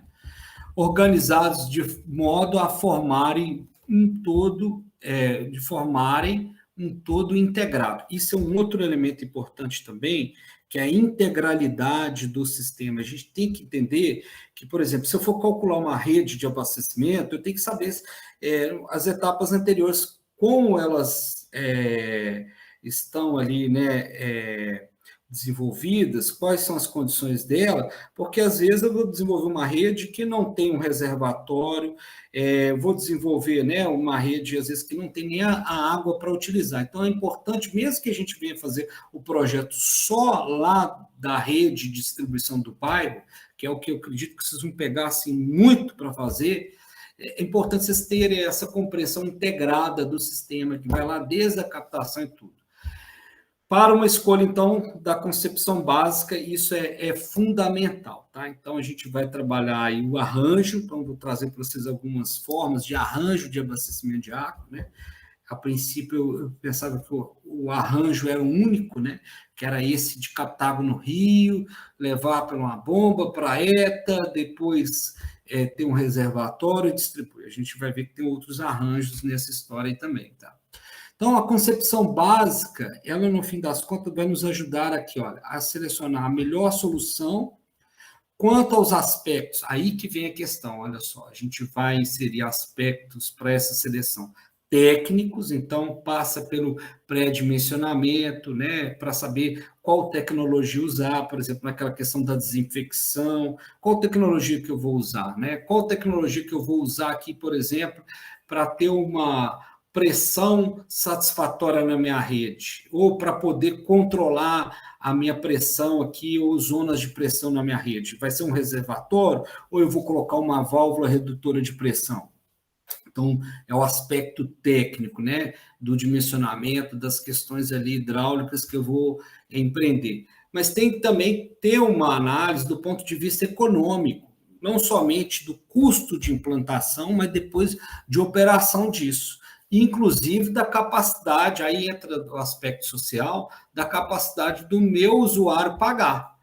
Mas eu tenho que ficar alerta para isso, não posso ficar sempre nessa situação. Vocês vão ver lá para frente, então a gente tem esse olhar e o olhar, né, financeiro social. Eu acrescento aqui sempre também a questão ambiental, né? A questão ambiental, porque a água, né, está retirada, a gente está retirando esse elemento do meio ambiente, né? Então, como eu já falei muito anteriormente, que a qualidade da água está em função, né? A qualidade da água que a gente tem no meio ambiente está em função do que a gente ocupa a bacia, né? Então vai influenciar também, de certa forma, nesses elementos técnicos, econômicos, financeiros e sociais.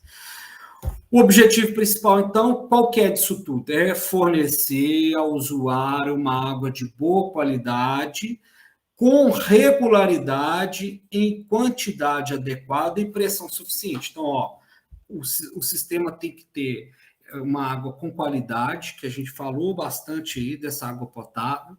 Ele tem que ter essa regularidade com a quantidade que eu preciso, então nós vamos calcular o sistema, nós vamos projetar, nós vamos operar ele funcionando, né, ou para funcionar, uma quantidade que atenda ali aquelas exigências, né, que foram consideradas para montar o sistema. Então, tem que ter aquela quantidade de água. Se eu calculei com uma quantidade de água de 200 litros por habitante, eu tenho que manter ele dessa forma, 24 horas. Então, para isso, eu vou ter que ter um reservatório, para isso, eu vou ter que ter um bombeamento lá da captação 18 horas por dia, uma ETA funcionando em 2 turnos, então, eu vou ter que fazer isso, né?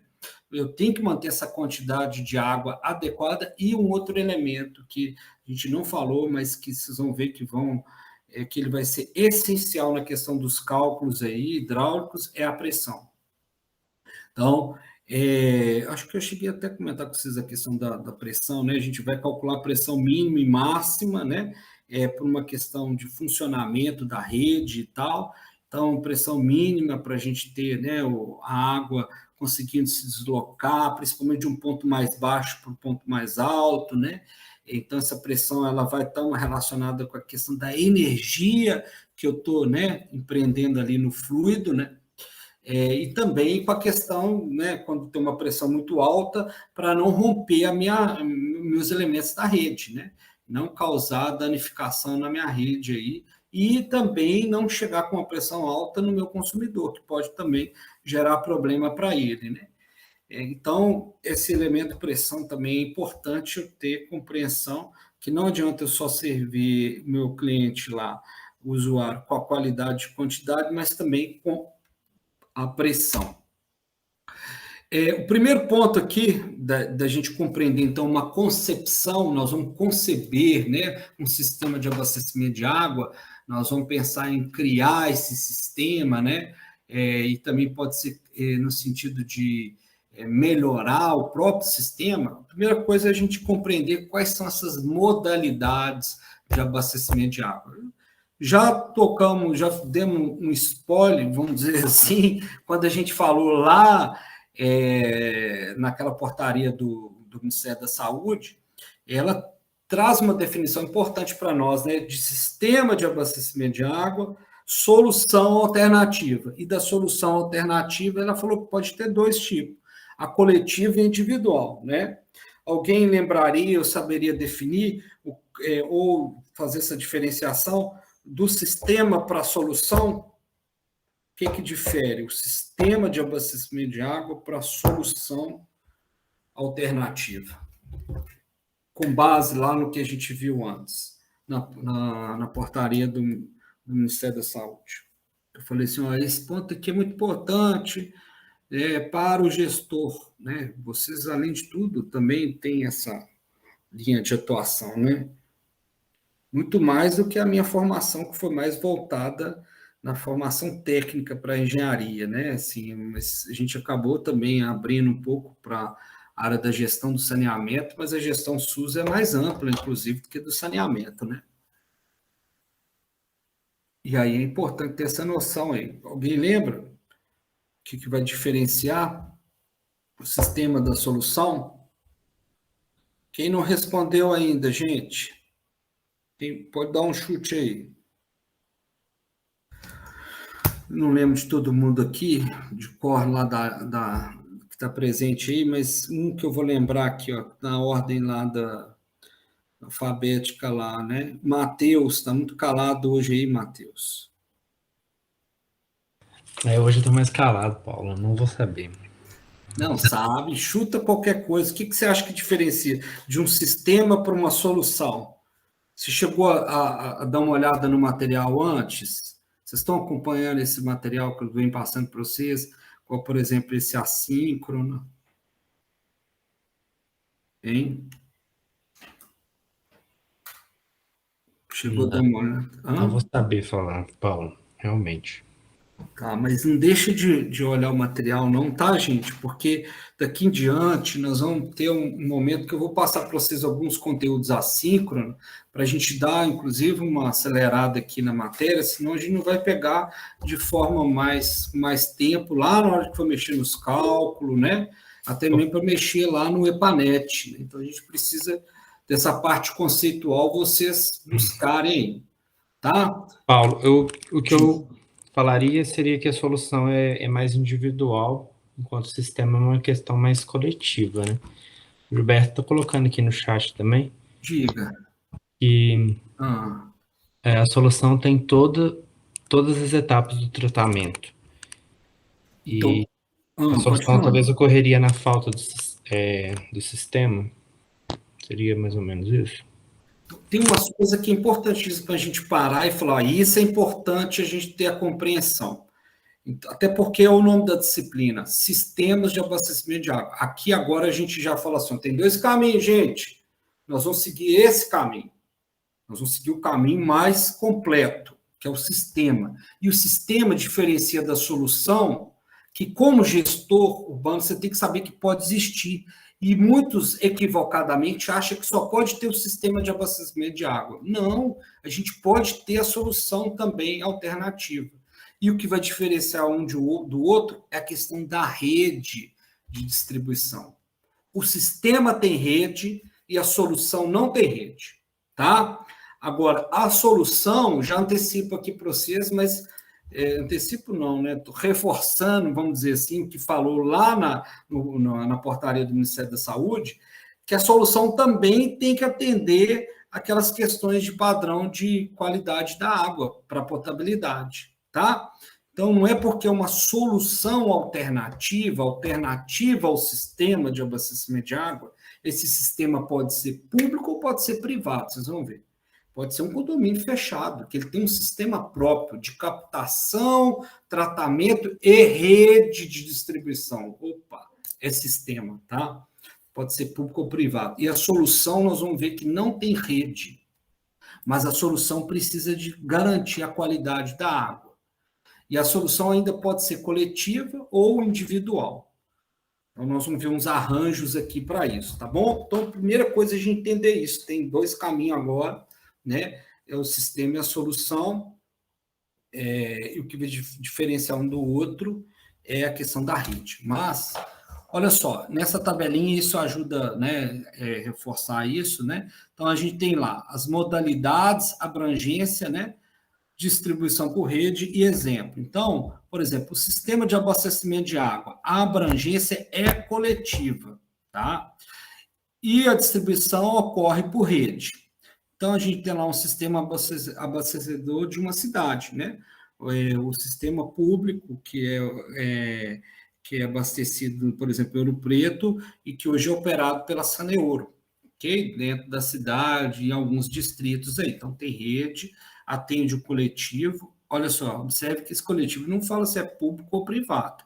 Pode ser também uma área privada. E a solução alternativa, que vai, então, ser ou a coletiva ou individual, né, em termos de abrangência, que vai ser sempre desprovido de rede, nos dois casos, né, e nós vamos ver aqui alguns exemplos, né, desses, né, que, por exemplo, na coletiva pode ser um chafariz, pode ser um banheiro comunitário, uma coisa que eu vi também há pouco tempo, que eu vi há pouco tempo, mas eu vi recentemente, mas há muito tempo que eu não tinha notícia, mas que ainda existe, são as lavanderias públicas em algumas cidades brasileiras. Existe isso, tá? Inclusive, assim, muito usada nos tempos atuais, olha só. No século XXI, no ano 2021, nós temos lavanderia pública.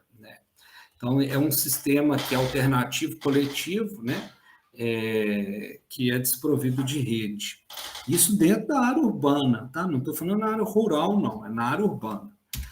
E aí, olha só, estão vendo aqui uns arranjos dos sistemas, tá bom? Sistemas. Então, a gente pode ter lá um sistema de abastecimento, pulsar com uma manancial, aqui é um rio, né? E passando por todas as etapas, né? Passando pela etapa de reservatório de água bruta, se precisar, o tratamento da água, o reservatório e tendo a redistribuição aqui né, na cidade, no bairro, né?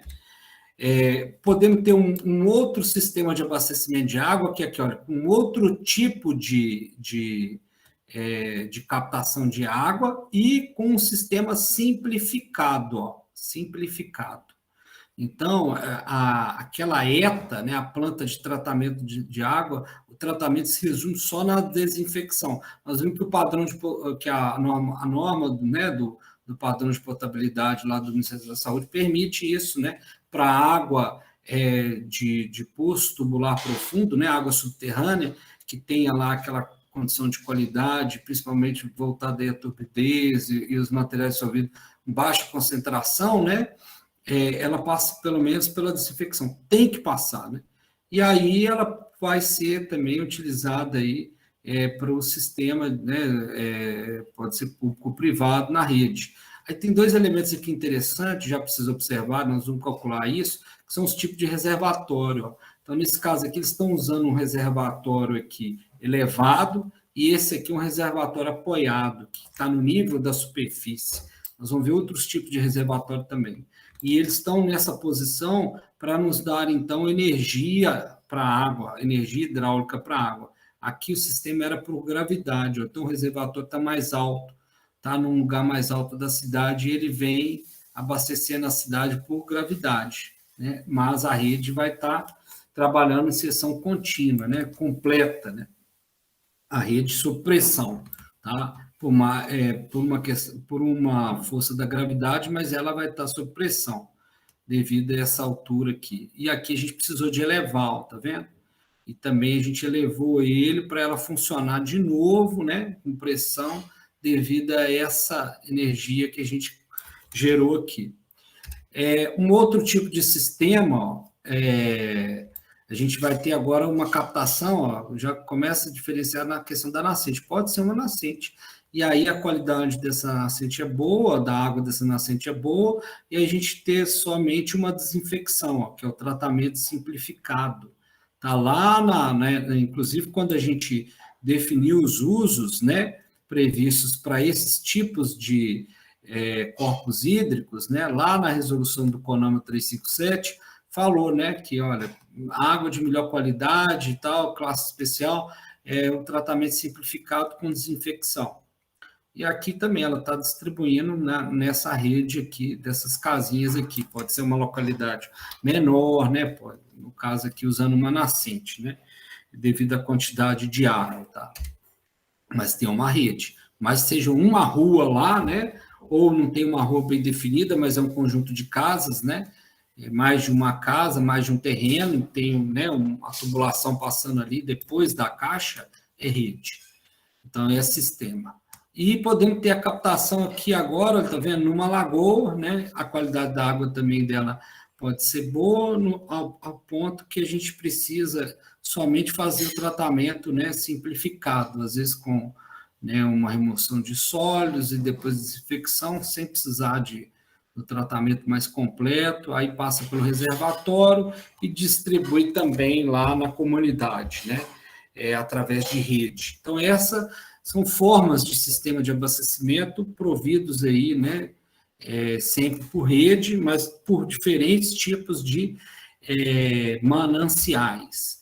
Ainda pensando em relação a sistemas, isso a gente tinha visto anteriormente, até pedi para vocês verificarem, né, o caso de Ouro Preto, lá pelos aqueles dados da ANA, né, compreender os elementos do sistema de abastecimento de Ouro Preto, né, o existente, proposto, né, e aí vem falando aqui, olha, dessa questão dos produtores, né?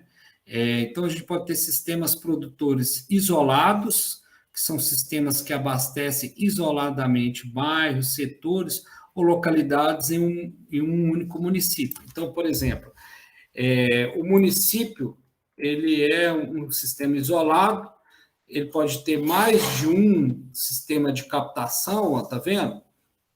Mais de uma captação, que ele tem uma captação em poço e um reservatório numa barragem, mas trata, né, numa mesma ETA, que depois vai, né, distribuir naquela cidade. Ou pode ser, por exemplo, um bairro ou um distrito da cidade que ele tem um sistema próprio em relação àquele sistema da sede da cidade. Então, Ouro Preto tem né, o Tacolomi, tem lá o Jardim Botânico, aquele sistema ciseiro, que atende a cidade.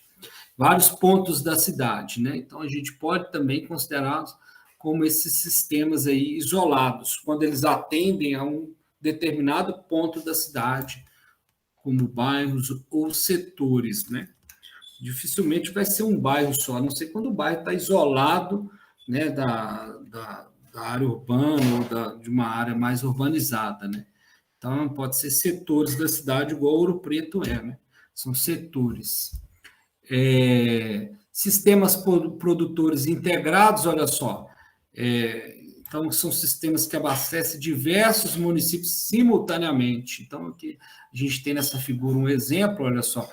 Esse sistema produtor aqui, ó, né? Captação no poço, no rio, e aí produz a água na ETA, ele vai abastecer esse município, né, que também vai ser abastecido, olha só, por esse outro sistema aqui, ó, esse outro sistema produtor aqui abastece esse município B, né, e parte da água dele vai abastecer o C, e parte ainda vai abastecer quem aqui, ó, o município A.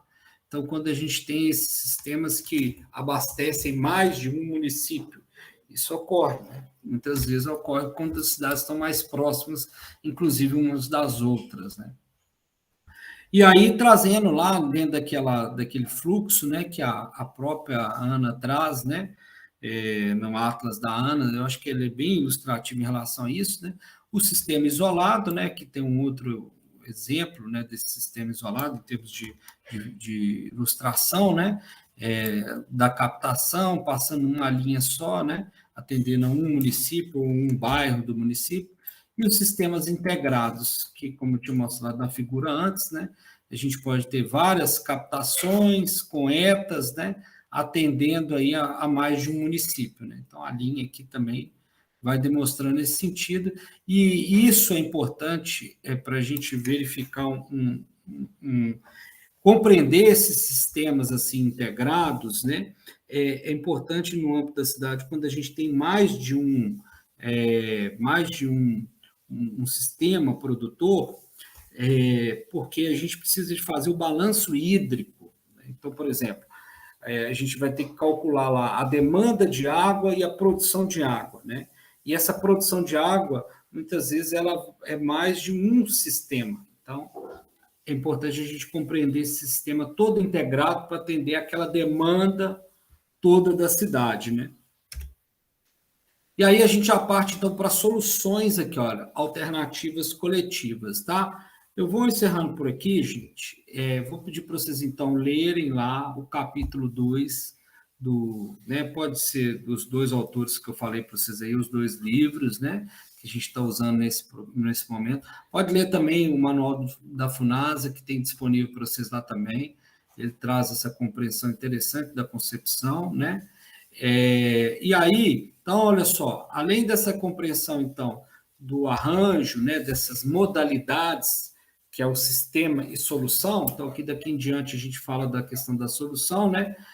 Tem um outro, e aí a gente destaca, né, essa questão do tema nosso aqui, que é o sistema de abastecimento de água, né? Naturalmente, com algumas coisas do sistema de abastecimento de água a gente pode também utilizar lá na solução, né? Mas olha só, aí eu queria que vocês dessem atenção também para esse elemento, para esse tema aqui, né? Esse conjunto de informação aqui, que é importante nessa análise nossa, né? Nós vimos lá que elaborar uma concepção, pensar numa criação do sistema de abastecimento de água, é analisado do ponto de vista técnico, do ponto de vista econômico, financeiro, social, então uma análise de viabilidade. Então, vários fatores têm que ser levados em conta para a gente, então, selecionar. É como se fosse uma pré-seleção de uma alternativa. Olha só, a gente pega um projeto para fazer e já fala assim, olha, eu vou usar essa técnica, ou quando já vem direcionado pelo contratante, fala assim, ó, você vai fazer dessa forma, usando essa técnica, ou quando você já tem muita experiência. Fora isso, a gente tem sempre que fazer uma análise alternativa. E a concepção básica, ela vai nos dar essa análise de alternativa, através, então, desses fatores. Então, para cada um desses fatores aqui, ó, eu queria que vocês dessem uma atenção lá e leia eles, né? Procure entender, né? E vai ter um exercício que eu preciso fazer em relação a um desses aqui. Então, a gente avalia, né, esses fatores todos aqui como alternativas, né, para a gente selecionar, então, a melhor forma de abastecer. Aí vai gerar, então, os projetos de engenharia executiva. Tá? Então, antes de chegar no projeto de engenharia, eu preciso de ter uma avaliação prévia, né, da situação e de como eu vou buscar resolver a situação, pelo menos a partir desses fatores aqui. Então, desses fatores, a gente tem dois aqui em especial, ó, um que é a seleção do manancial. Eu vou passar um outro arquivo para vocês próprio sobre a seleção de manancial, tá? Um arquivo mais bem definido sobre isso, com mais informações, é como se fosse uma aula complementar, tá? Que vocês vão usar parte inclusive, para o projeto de vocês, para o estudo da concepção, né? Então, a primeira etapa é fazer esse levantamento dessas informações para a gente ter uma compreensão da concepção.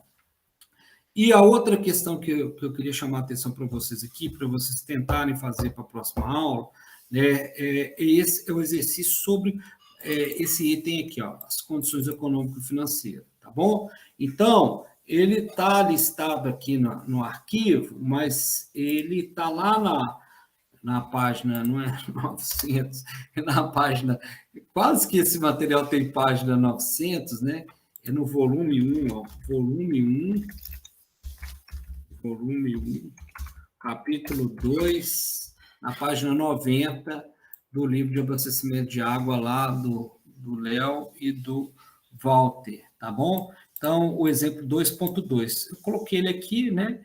Então, eu queria que vocês fizessem esse exemplo, que é um estudo econômico a partir do valor presente. Então, a gente vai usar uma análise de valor presente, né? Que vocês vão entender a noção da coisa. Quando a gente vai fazer uma avaliação econômica, para selecionar uma tecnologia, a gente não pode só pensar em quanto ela vai custar na implantação, mas a gente tem que pensar em quanto ela vai custar na operação. E esse aqui é um exemplo bem legal, para a gente trazer para o valor presente, tanto o custo da implantação, quanto vai ser o custo para me operar aquilo, durante um tempo de vida que eu determinei. Então, aí isso vai me ajudar a ter uma análise econômica mais próxima, né, da minha realidade a longo prazo. Tá? Então, façam esse exercício, é bem legal, mas façam passem essa tabela aqui, ó,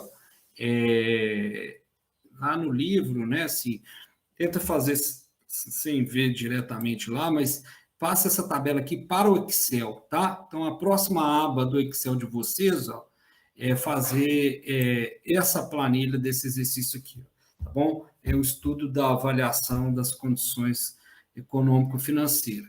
E aí, por fim, olha só, a gente começa, então, a introduzir na questão de orientações de normas. Então, a gente tem uma norma da ABNT, que vai falar de concepção de sistemas. Então, eu trago alguns pontos aqui em destaque dela. Lá naquela biblioteca digital, a gente tem mais sobre isso lá, né? Vocês podem consultar lá também, na íntegra. E uma sequência aqui, olha, que é essa sequência aqui que vai ser quase a nossa, vamos dizer assim, inicialmente, receitinha de bolo para fazer o nosso projeto, tá?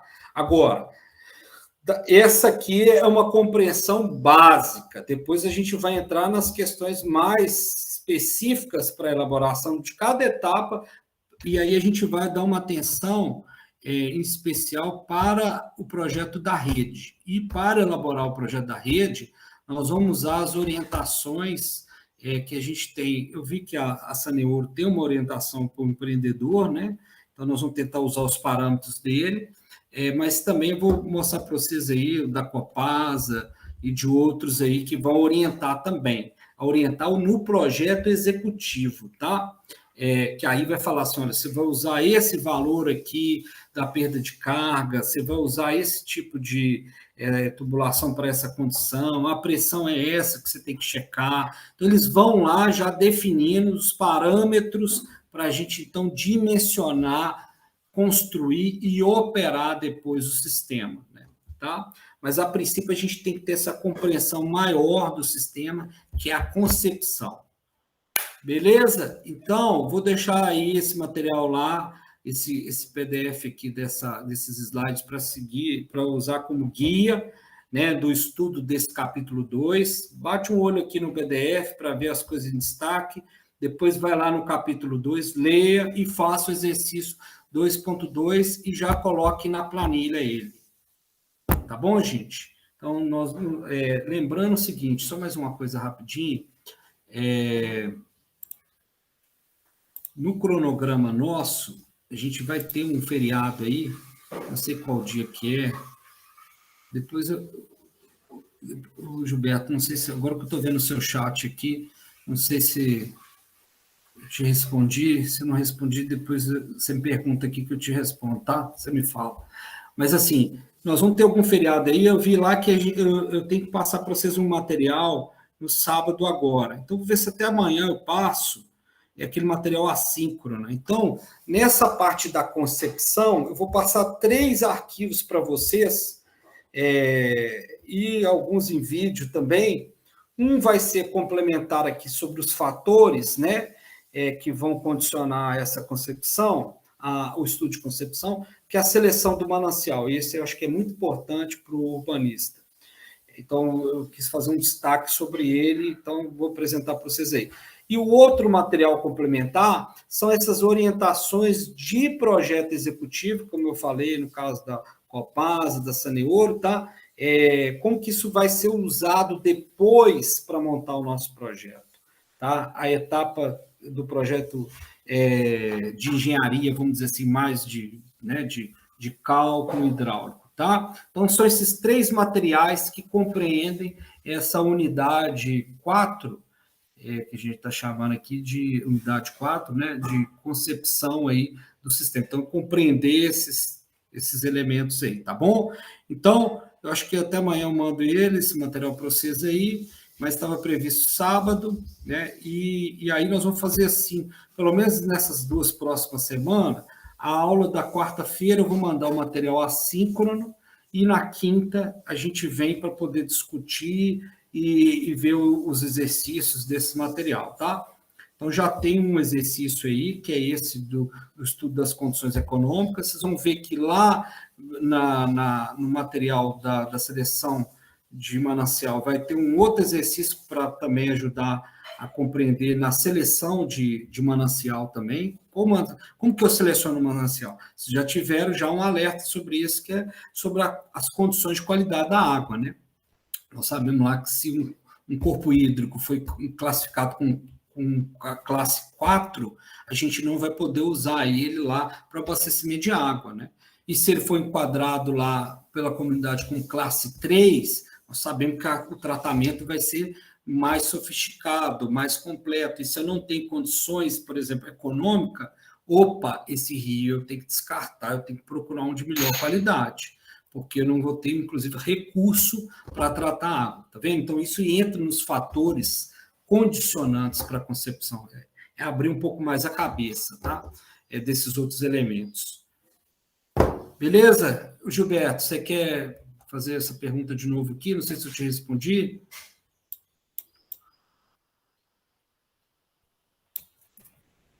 Gilberto está aí, não? Ele falou que respondeu, Paulo. Na hora eu li para você, na hora que eu estava falando. Ah, sim. Foi junto com o que eu falei. Eu falei, o Gilberto está falando aqui no chat. Gente, dúvidas? Nesse primeiro ponto aqui? Não? Então, seguimos assim, tá? Qualquer dúvida aí vocês vão me passando, vão entrando em contato e a gente se vê aí nas próximas aulas. Tá bom? Abraço, bom final de semana para vocês aí. Obrigada, Paulo. Te mandei lá, tá? Obrigada. Tá. Tchau, Paulo. Obrigado.